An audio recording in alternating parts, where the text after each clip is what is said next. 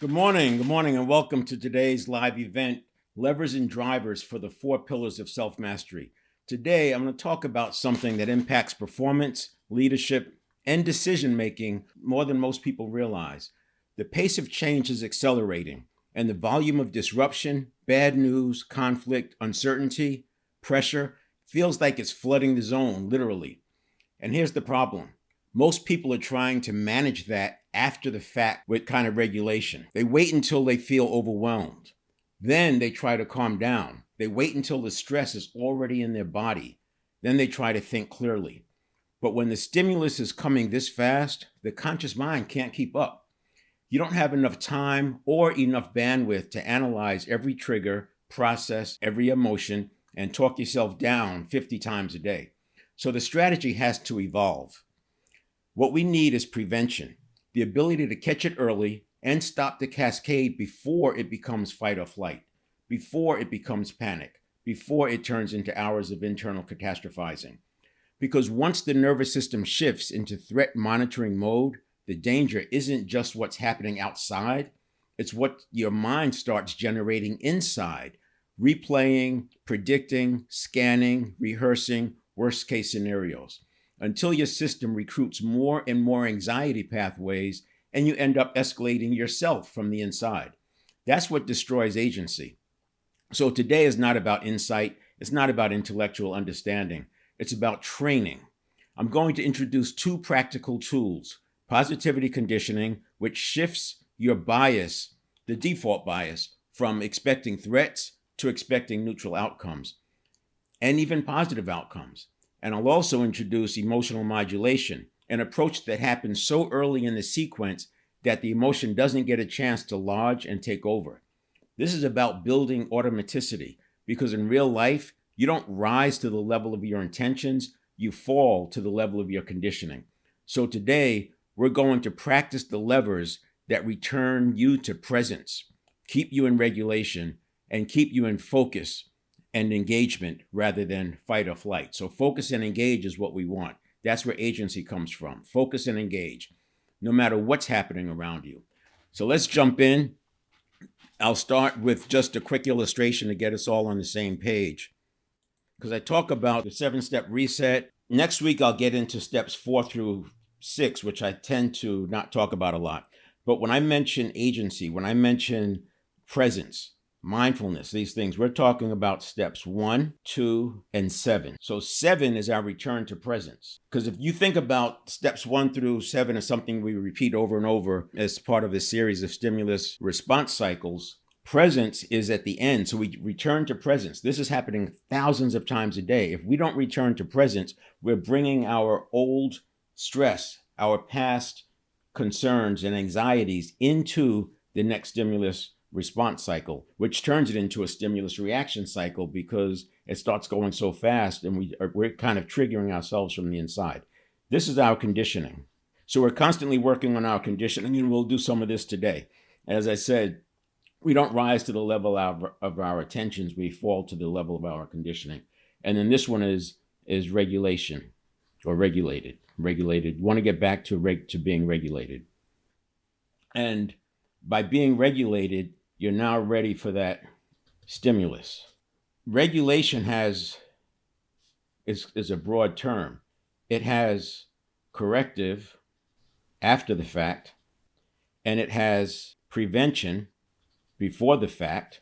So we want to work on both of those, and that's why we get regulated before the stimulus, because if we can be regulated, then we're not dealing with the anxiety that comes from whatever stimulus shows up. And then we have this early stage, early detection, and that's what we'll be talking about today. To look at this another way, if we have the conditioning over here, and in that conditioning, we have our beliefs, neuroplasticity, priming, mindset, and physiology. And then we have this step, so this is step 1, then we have this step 2, and our stimulus is over here. And what we're creating is a longer time, a longer duration of being regulated. Most people have understood that meditation has something to do with this. I like what Emily Fletcher says about meditation. We don't meditate to get good at meditation. We meditate to get good at life. But by meditating, we're extending the time. So let's say you meditate for 45 minutes. That's 45 minutes of your waking hour that you're not unregulated. So the more time we spend in a regulated state, the less stimuli we're going to encounter. And if you just think about ratios, the fewer stimuli we have, the fewer fight or flight episodes we're going to have. So the more you meditate, the less you're going into those stress patterns. To me, that's not the sole purpose of meditation. What I want to do with meditating is I want to get to the point where I can stay in this regulated state for the entire day.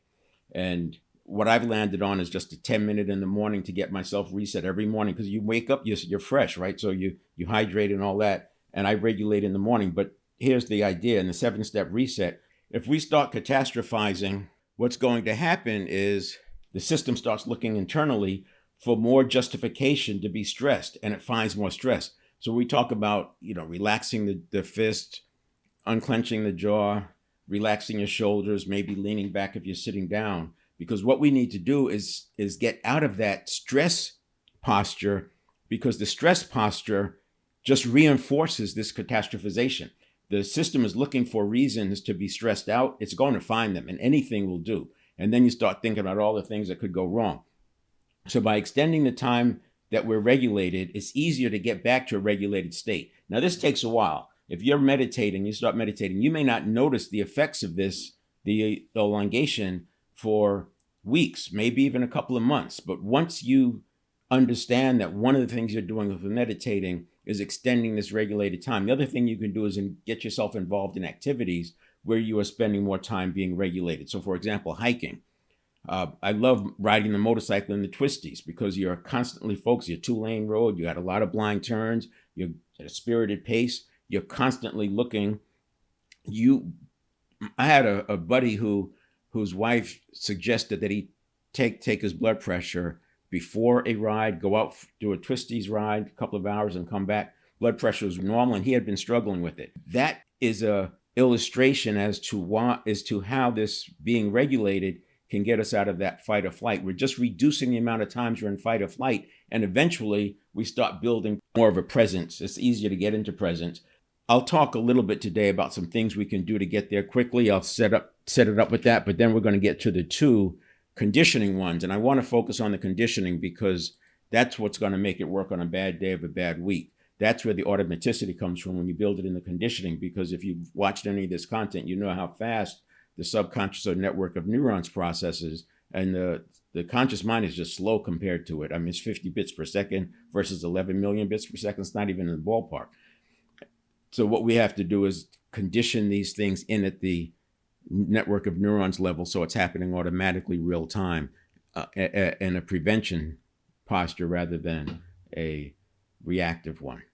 That's sort of a setup just to kind of get ourselves on the same page when I start talking about that step 2, because what I'll say is that as we want to avoid if we feel like a spiral's coming on, rather than try to stop it, what we're going to do is interrupt it by stretching out what comes before. So if you accept the fact that when we're catastrophizing, there's no more tigers coming, proverbial tigers. There was one proverbial tiger. That was the threat.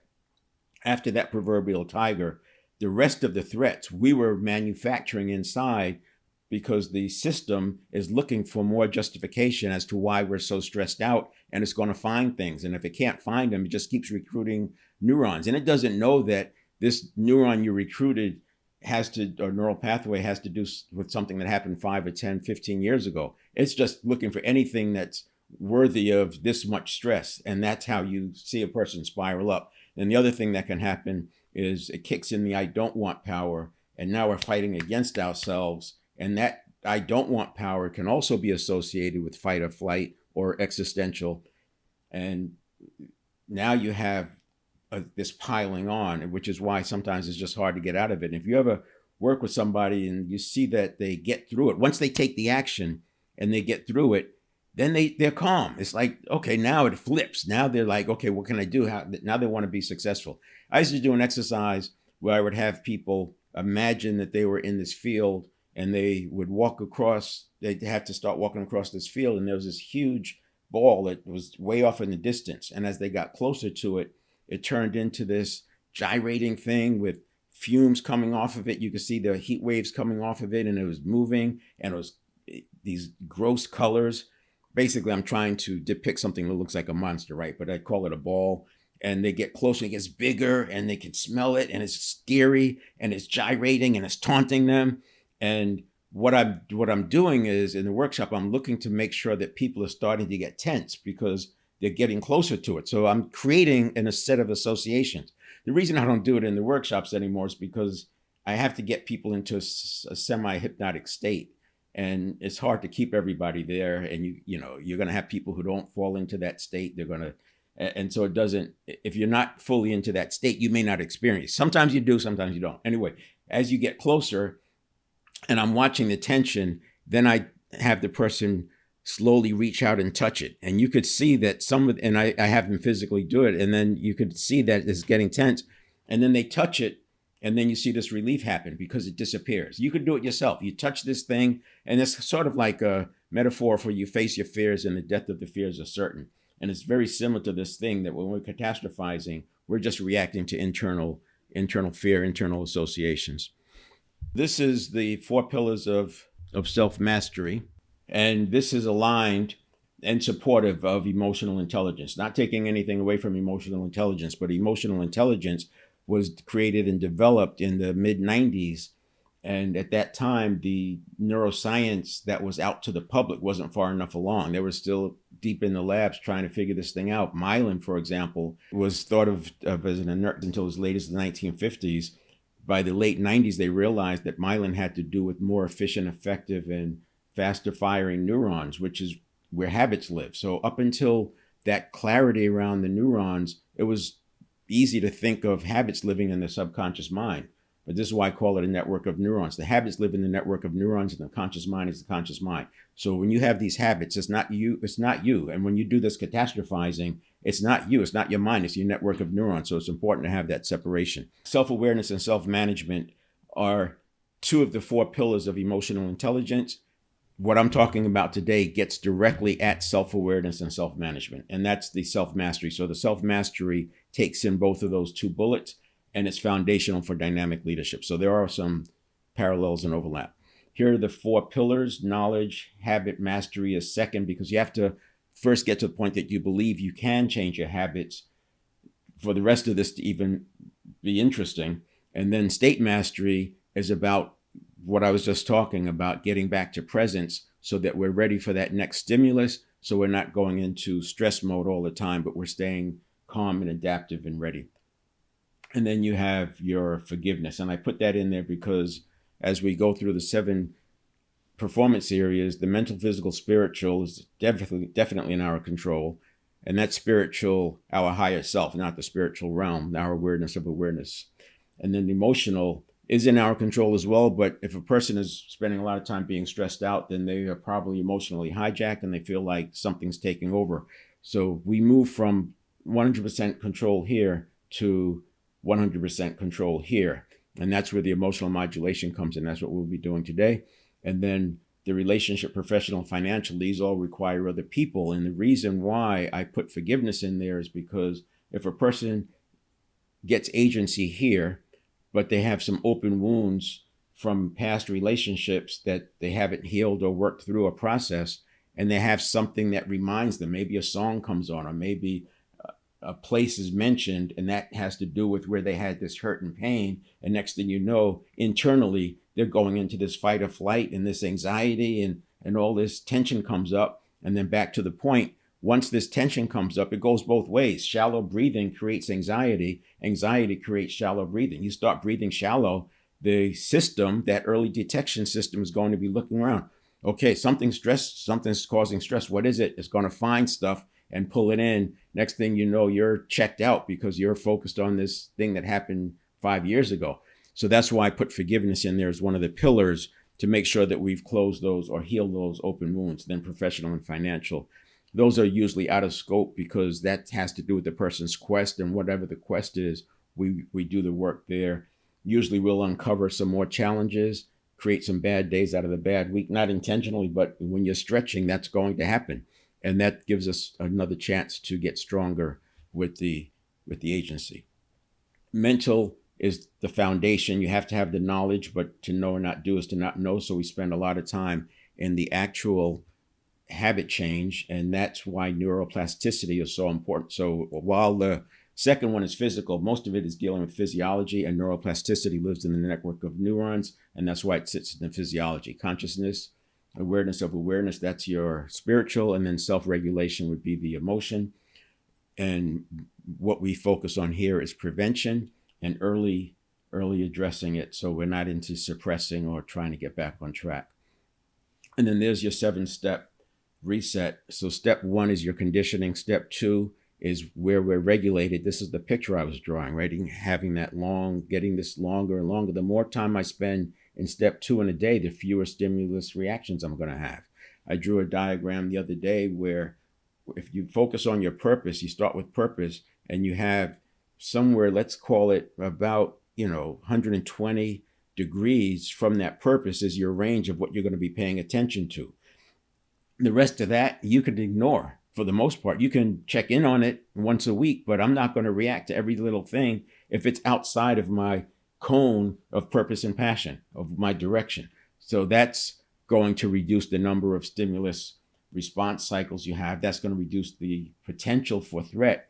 But the other thing we're going to do in this step, we're going to do the positivity conditioning. So your early detection in here and your rapid appraisal before the conscious mind even comes online, even before the subconscious reaction time happens. So remember, subconscious or network of neuron reaction time happens in about a quarter of a second. But that quarter of a second, stuff is going on. There's initial detection. There's already pre-listening or prediction of what's going on. There's some early listening and so, some early detection. And then there's some rapid appraisal. That's happening before the quote unquote reaction time. And that influences what the reaction will be. That's where we put in the automaticity. That's where we put in these shifts for habits, because if you wait until the reaction is happening, it's already too late, because the early part of that step 3 is already decided. Step 4 is your response. And I say, don't let your response equal your reaction. The reaction is coming from the network of neurons, which typically is from the past. And it's typically what worked before. So if you're doing something new, and because things is changing so much, typically by next year, what worked in the past is not going to work in the present. And that's already the case. I'm being generous by saying next year. And there are things we can do here. We can actually create some automaticity in step 3, the conditioning, so that not only does it hand off a recommended approach to the conscious mind for the response, but we can actually have it do something like and this is what I'll talk about next week. We can actually have it set up, for example, the first 5 steps of problem solving. So you clearly define the problem, you look at possible solutions. So it's giving you a recommendation. It can do that because it processes at 11 million bits per second. So why not have it hand off something that's useful instead of just recruiting random neurons that the subconscious thinks? That's the reticular activating system that does that. And you know how the reticular activating system works. You've all experienced it. If you set a goal, for some people, they immediately start getting some serendipity. Other people immediately start getting obstacles. That's the reticular activating system filtering from the network of neurons to the conscious mind based on what your makeup. Another example most people have experienced, they throw something away, and then within a couple of days, they find they have a need for it. It's not like the need popped up. It's that the reticular activating system, you primed it by not wanting to throw it away because you might need it. So the reticular activating system follows the instruction, and it looks for some reason to have it. And then that reinforces not throwing stuff away. Once you recognize it for what it is, you just throw stuff away. You just move on. You don't need the baggage. Step 5 is emotional modulation. And we're going to talk about that today because we use a emotional modulation generically to stay in step 2 when we need it.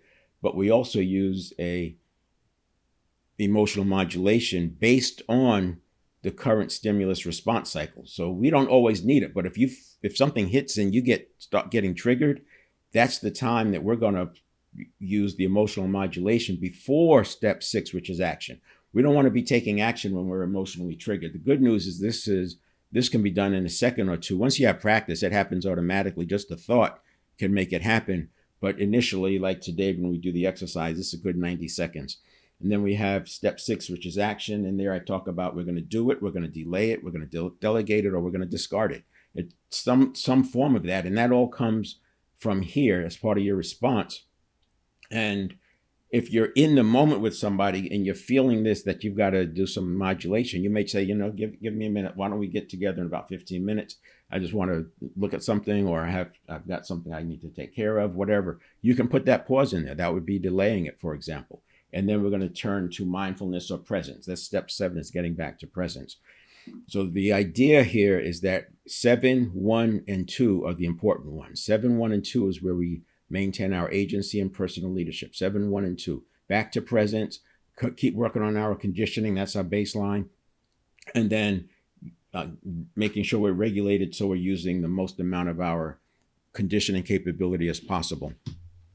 This is what I was talking about, the early detection. So this pre-listening, the brain is always predicting. It processes so fast. You walk into a room, it's always predicting what kind of things might I encounter. Most doctors will tell you that when people are in the doctor's office, their blood pressure tends to be higher as a whole. The blood pressure tends to elevate. And you may not feel stress at all, but your blood pressure's up. And this is, I would say, this pre-listening that's happening. You're in a doctor's office. Very seldom do you get fantastic news when you're at the doctor's, because that's why you're at the doctor. Even the physical, though, you don't want bad news. So you're getting this pre-listening, and it's probably spiking your blood pressure is what I'm guessing. Here's the initial detection. This is where the positivity, and here, these two, this is where the positivity lives. And this is inside that quarter of a second. This is what I was talking about. The reaction time of the subconscious, when you look that up, it says it's a quarter of a second. But there's work going on here. Cognitive biases are happening, meta programs are happening in here, path of least resistance is happening in here because it's forming the reaction.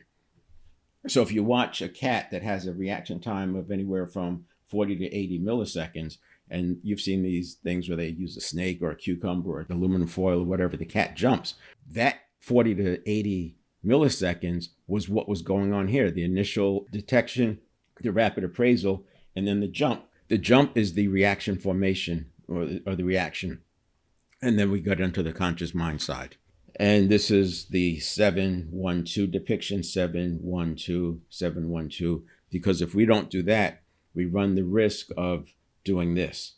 And this is depicting how we're reacting or responding to our own conditioning. And this is where the catastrophization comes in, because you're not getting reset. You're not getting back to presence. You're leaving the reaction, and you're not even getting the conscious mind involved. And, you might hear a person, oh, but this is going to happen and that's going to happen. They're just saying stuff. They're just making stuff up because they're so stressed out. But meanwhile, the subconscious is just taking off and running. This is what it looks like when somebody's being triggered. You look at those videos of someone being triggered. This is what's going on. It's not rational. And you may hear people talking to them. That's why you'll see, if it's a law enforcement situation, the other person just walk over and do it. They take the gun out of the hand, or they move them away, because rational speaking is not going to work here, because the just a network of neurons is fully in charge. So we don't want this to happen, but you're not going to fix it here. You're going to fix it by leaning into step 1 and 2, which is why you want to practice meditation, because you want to be able to get back to that regulated state in a moment's notice. And this slide depicts how, when I describe what happens in muscle memory in physical skills, most people would agree. There's no pushback there. And that's what's depicting over here. Most people understand that it's neurons and elements that make up the movement. And so the movement is very easily seen as a habit, because if you want to work on muscles, you work over here. But when you come to identity and anxiety, very few people go over here and work on neurons and elements. They try to work on it here. You can't change your identity and your personality at the construct or summary level. You change it at the elements level, but people don't understand that, because it feels like it's too complex. It is complex, but it's made up of elements, and you can start ticking away at the elements. So that's an identity type habit pattern. You have the reactive type habit pattern. This is where somebody lashes out, or they say someone breaking a rule, and they feel like they have to engage and do something. This is like the Karen videos. Or maybe you have yourself, you may experience telling tension. When something happens, you have this telling tension, or maybe if something goes wrong in a meeting, or somebody interrupts, or somebody asks a question, you may have a bad reaction because you're already threatened with that question that comes in, etc. Those are reactive habits. And then the behavioral habits are the ones that are easier, more easily managed, the ones that people think of as habits. People tend not to think of this as being a habit pattern because it's a construct, it's a summary. And it's important to see it that way. So when I work with the client, I want all of these bars out here. I want them seeing that they can change anything they want if they go to the elements. And then the way you change it to the element level is the same way you get muscle memory. You use deep practice. Now, I'm going to flip through these slides. So if you want to, you can just do screenshots. The first one, this one is just showing you some things you could do in the moment. So if you're getting triggered, what's happening is your attention is narrowing. You've come up with some meaning. You've narrowed your options. And this is like that red mist that happens that people talk about, like in a gunfight, for example. And then over here, you want to widen your perception, look for more options. I like the example of going to look out the window, going through a doorway. If you have that facility, if you're in a meeting, you can go look out the window. If you're just in a phone call, you had a headset on, you could walk through a doorway and just allow that to process out. And these are some questions you can ask yourself. What outcome am I trying to protect right now? What would better look like in 10 minutes? These are questions you can ask as you do this to widen your perspective. And we have proven practices to return to present. A gulp of air and then a long exhale. And this activates the parasympathetic nervous system, but this activates the ability to get back to focus and engage. So these are things you want to do them early. You can't wait. As soon as you feel that tension coming up, this is when you want to do this. They'll work later, but nowhere near as good. They work really well in the beginning because you stop the network of neurons from recruiting more neural pathways to justify more of that anxiety. Here's another one, the posture reset. You don't want to be in a stressed posture because that's just going to create more tension. As I said, it works both ways. Tight shoulders are caused by anxiety, but tight shoulders will also cause anxiety. Widen your vision. This is similar to what I talked about. Orient to the room. Just look around. Relax your eyes. Soft focus. Look behind the person. Look to the left and to the right. You don't necessarily have to look up to the ceiling, but it's more about pushing your vision, using more of your peripheral vision and noticing that. This is micro action to gain agency. Again, early on, that's what the 10 to 60 seconds is. You want to catch this early. Taking a sip of water, stand up, sit back. Remember, the subconscious is processing 11 million bits per second. The conscious mind is 50 bits. So even though it may only take a couple of seconds to take a sip of water, you've actually slowed down potentially 20 million bits of information from coming through because you've taken your attention off of that. And then this one is, again, just a summary. If you don't remember anything, release your jaw. Release your jaw, exhale fully, drop your shoulders, widen your gaze, and then take one step and reorient. All right, so this is what we're doing now. We're going to talk about emotional modulation first, and that's going to be sort of on this side, but we're also going to build it. So this is the network of neurons side. I already talked about this is where we're going to do the positivity training, and this is where we'll do some of the emotional modulation, but it's also over here because you're processing it with your conscious mind. In between here is the transition from the neural signal to perceived thought. For most people who are just going on about their life, especially in a flood the zone kind of environment, what's happening is there's no gap here. It goes straight from reaction formation, and sometimes it skips over the conscious engagement altogether and goes right to consolidation and action, and that becomes the response. We do not want the reaction to equal the response. This is where you get into having more problems than you tried to solve. Emotional modulation. Emotions are there to get your attention, so you want to learn from them. I don't want to think of emotions as good or bad. It's something to tell me. In hunter-gatherer, they tell us that the emotions are there pre-language. Before there was language, they could see if somebody bit into a piece of fruit or vegetable, whatever. Instantly, everyone in the tribe could see if there was a reaction on their face, right? So a lot of the communication before language happened just by looking at the person's face, and that's why the face is such a tell. There's like so many involuntary muscles in the face, and I understand also that the face is the only place in the human body where the muscles are attached directly to the skin. There is no nothing in between. So we're going to process and learn from the emotion. Suppressed emotions become feelings, so you don't want to suppress them. And I think people get that. The more you suppress it, it builds and turns into a neurobiological event is now a neural pathway. But one of the things that people don't think about is when you suppress uncomfortable emotions, you're also suppressing the positive emotions like joy. So a person who's accustomed to suppressing their uncomfortable emotions, they're, according to this research, they'll experience less joy, less happiness, less fun, because they suppress those emotions as well. Feelings can be recalled and enable anxiety. This is an important one. This is why we don't want the emotion to lodge. We want to process it and let it flow through. And then processed emotions allow a faster return to presence. And by doing this early with the emotional modulation, we go to presence within seconds. So basically you have about 90 seconds to make this happen. And as I said, you'll get used to doing this and you can do it in a few seconds. So we want to surf the emotion, not suppress it. And these are the 8 uncomfortable emotions. This came from the book by Joan Rosenberg, 90 Seconds to a Life You Love. And she said these 8 emotions take in all of the emotions that are considered for anxiety. So in other words, by addressing these 8, you're actually addressing all the different kinds of anxiety that you feel. But what's nice about it, by labeling it, you're putting something concrete around this anxiety idea. And if you just look at this list, if I'm feeling shame, and that's what's causing me to feel anxious, there's a different strategy that I'm going to have than if I'm feeling frustration or disappointment. Now embarrassment and shame may be similar, sadness and disappointment may be similar, vulnerability and helplessness may be similar, but the point is, if by labeling it, you come up with a more realistic strategy for what to happen next. The reason we talk about surfing it is because if an emotion is coming on, you feel it start small and then it grows and it grows and it grows. And it feels like it's just going to keep growing. If you can just hang in there and allow it.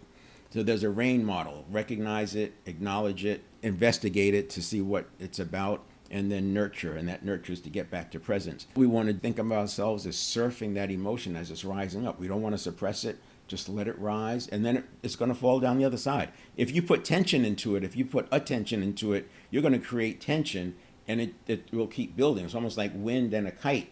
You take the wind away, the kite's going to fall. But as long as you're putting attention on it, that attention can act like the wind on a kite, and the emotion will keep going up, up, up, and next thing you know, it turns into a feeling, and now it's available for your network of neurons to trigger in to catastrophize in some later time. So what we want to do is locate the emotion, and you can do this right now. So what you'll do is, and by the way, whenever we do these exercises, always start small. And anytime you're learning something new, I recommend first start really small because you want to learn the steps. You want to learn the steps in a safe environment. You can't learn in fight or flight.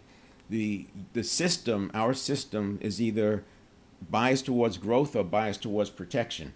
And if you're biased towards protection, the growth is going to be limited. So we want to make sure that we're using easy things. So just some small emotion like you left your keys inside and had to go back in, or that you were late for an appointment by 2 or 3 minutes. Something small that you did have a little tinge of emotion. I want you to think about that.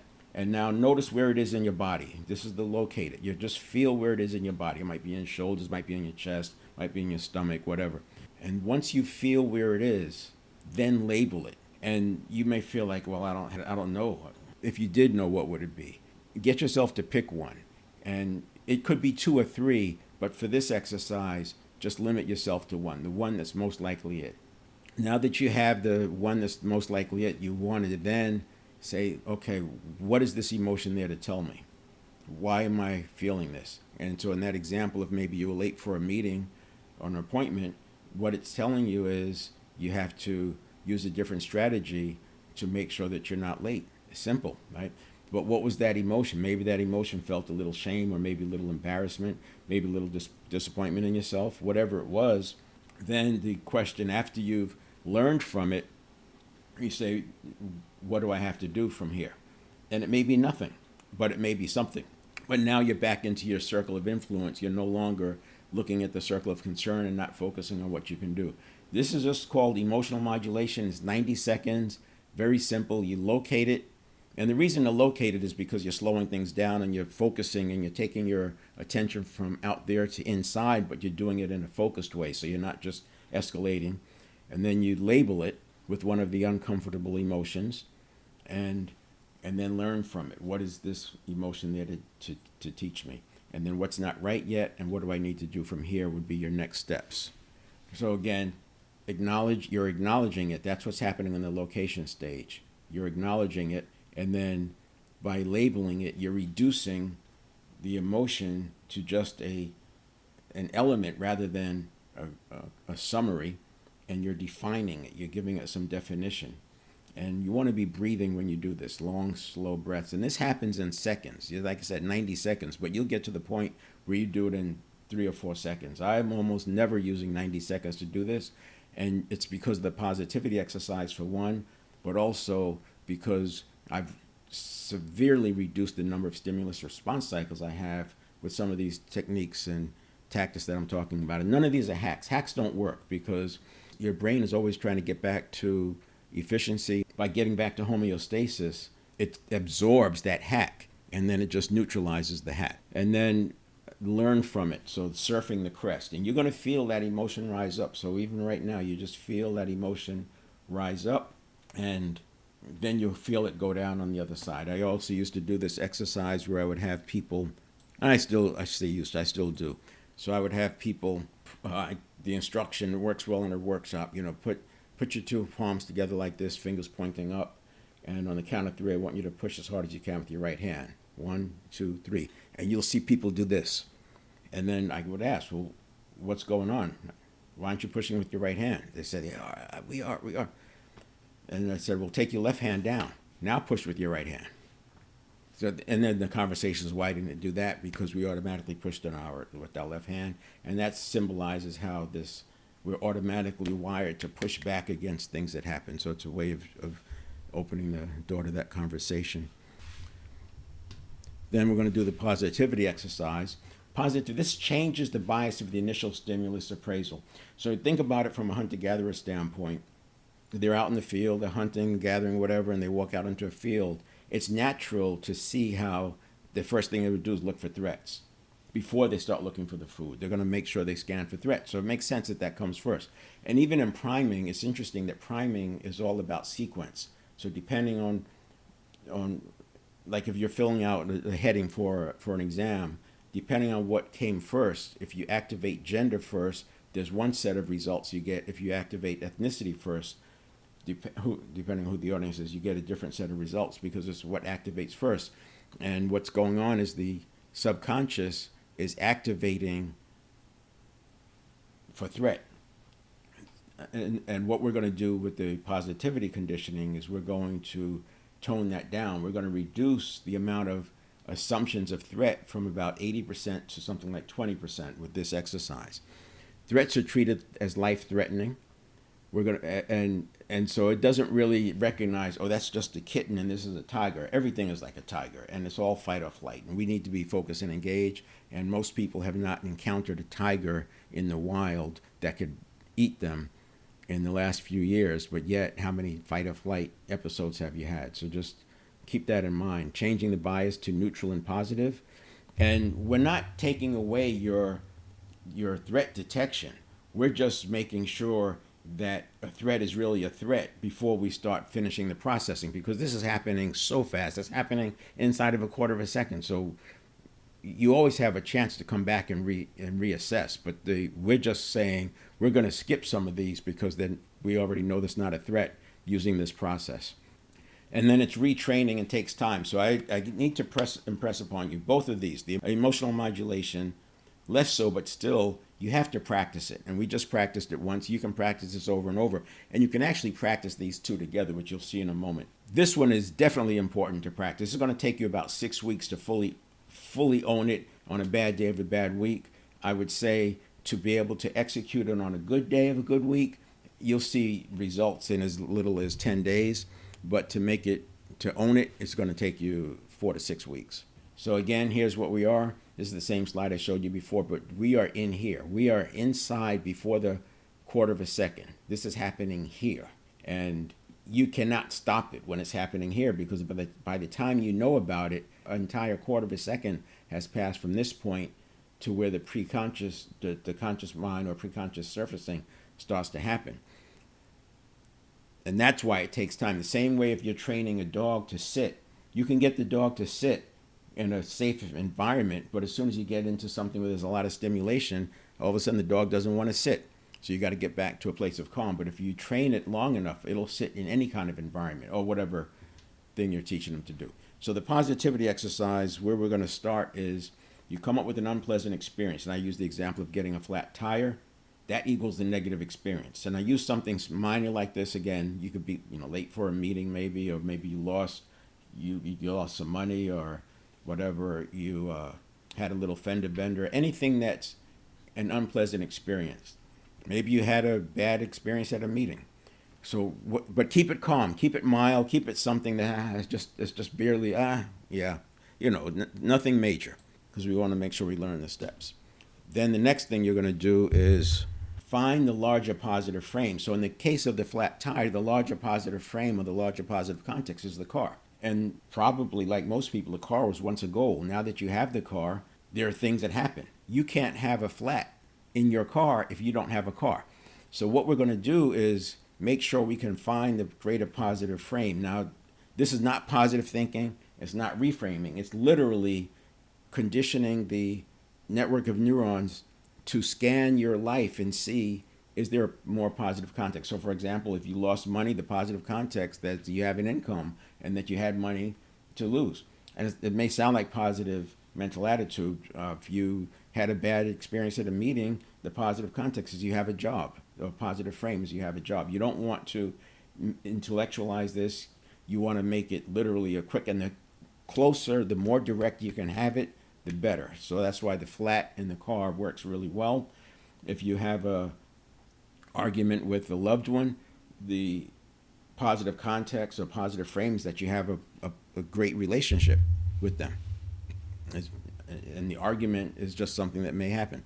So that's, again, identify the larger positive frame.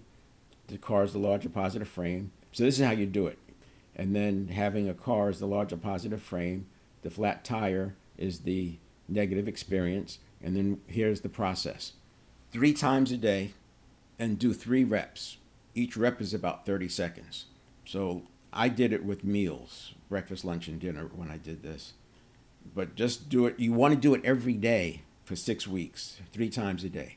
Step 1, think of a bad experience. And every time you do it, you're going to think of a different one. First week, keep it all really light. Second week, you can go a little heavier. Third week, you can go a little heavier. Fourth week, you use stuff that's actually happening, real-time, current event type stuff. So step 1, think of a bad experience or uncomfortable experience. Quickly identify and switch to the larger positive frame. You want to do this fast because you're conditioning a subconscious network of neurons that processes very quickly. As soon as you think of getting that flat tire or being late for the meeting, immediately find the greater positive frame. But I have a job. Yeah, but I have a car. And then let that bad experience fade. So you can see I have the tire fading into the car. Let that bad experience fade away and spend the next 20 seconds being grateful for the car. Then shake it off, do it again. The next time maybe you lost some money. Maybe you were at the casino and you should have stopped and you didn't, and then you lost another few $100s. Whatever. Yeah, but at least I had money to go to the casino, right? Immediately. And then let that fade off into the fact that you were out with friends hanging out, whatever it was. You can screenshot that. It's a specific form of gratitude. I don't want to confuse it with gratitude. I don't want to confuse it with reframing. I don't want to confuse it with positive mental attitude. This is not about insight. It's not about intellectualizing. It's about conditioning your unconscious, the network of neurons, at that first inside that quarter of a second. So while you're network of neurons is looking at things like cognitive biases and finding the path of least resistance and meta programs and what you did before. It's also looking at, is there a larger positive frame for this thing? Because if there's a larger positive frame for this thing, it moves on to the next one. It's literally, you'll feel it. It skips it and it moves on to the next one. That's why I say by doing this, you'll actually experience fewer stimulus response cycles because they won't even hit. A lot of them just won't even rise to the level of your attention. And then the conditioning drill, just to repeat 3 times a day, for example, with meals, come up with 2 to 3 negative experiences from the past and immediately find the greater positive frame. Spend only a few seconds on the negative experience and fully immerse into the positive one. And lean into the pleasurable, greater feeling that you get from that. It's that gratitude, just appreciating the fact that you have a car, you have a job, you have the money, you were out with friends.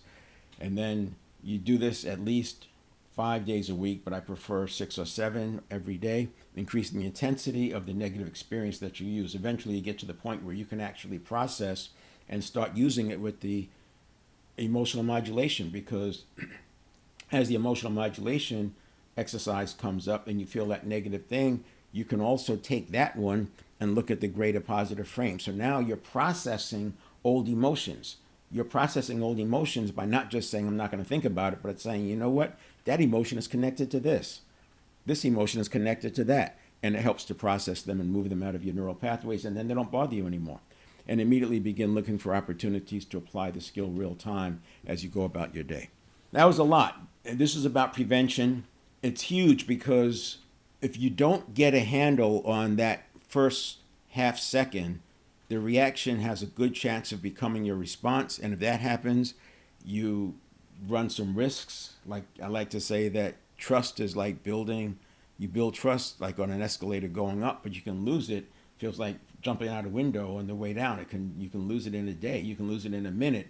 Trust that was built up over years. Once you get a handle on that, you will start to spread out your step 2 in the 7-step process. You'll spend more time being regulated. And when you do some of the other things like understanding what is your cone of purpose and passion, which is where your choices lie, and you'll start ignoring some of that other stuff that doesn't matter. You'll be spending more time in circle of influence rather than circle of concern. And it's just this each step, each of this is part of the conditioning process. And the more you condition, the less you're going to experience fight or flight, and you'll experience focus and engage. And you'll be able to get back to focus and engage quickly. And then you'll get to the point where you don't even notice the fight or flight. It just doesn't happen because focus and engage becomes a habit. Now, that doesn't mean that if you're out hiking and a mountain lion jumps up at you, that you'll still know what to do because it's a real threat. What we've done is taken away these false threats. And by doing that, you're going to have more energy, more capacity, more bandwidth to deal with the real threats, which is a good thing. All right, that is it. I'm going to be back, and I'll be on the other channels, Facebook and YouTube, and you can look at the 7stepreset.com/live to get those platforms. And next week, I'll start talking about what happens in the subsequent steps, the end of 3, and then 4, 5, 6, and 7. I don't spend a lot of time there because it's a little easier. It's more intellectual. We're not doing the conditioning, and it's more easily controlled, especially after you've taken care of the first 3 steps. All right, we'll see you next week.